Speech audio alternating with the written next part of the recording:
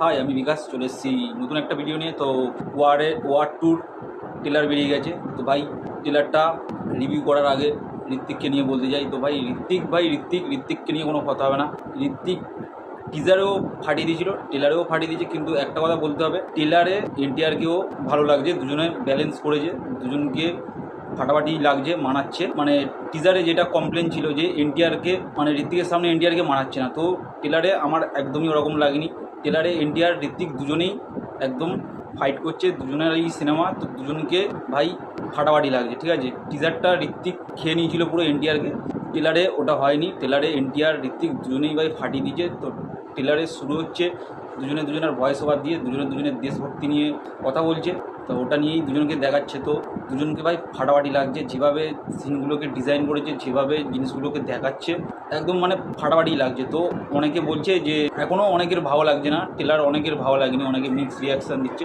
তো ভাই প্রথম কথা বলতে যাই যে এগুলো হচ্ছে স্পাই ইউনিভার্স, তো এগুলো কেমন হবে? এরকমই তো হবে যে একজন আরেকজনকে চেস করবে, মারপিট হবে, ফাইট হবে, এগুলো এরকমই হবে, ঘুরে ফিরে কাহানি সেমই আসবে।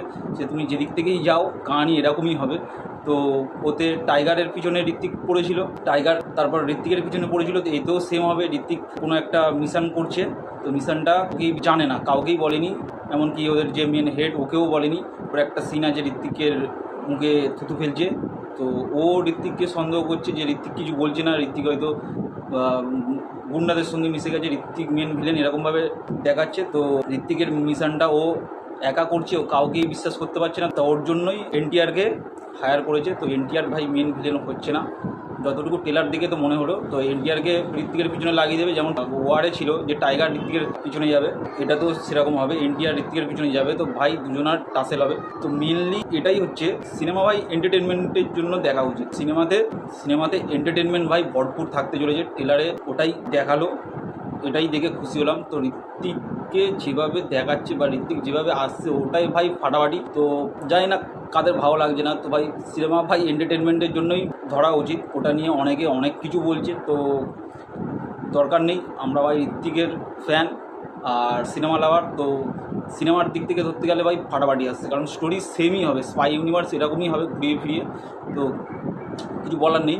তো এগুলো এরকমই হবে।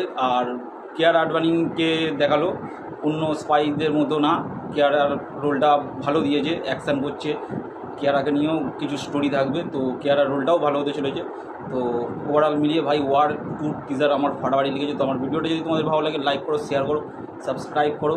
দেখা হবে নতুন কোনো ভিডিও। চলো টাটা।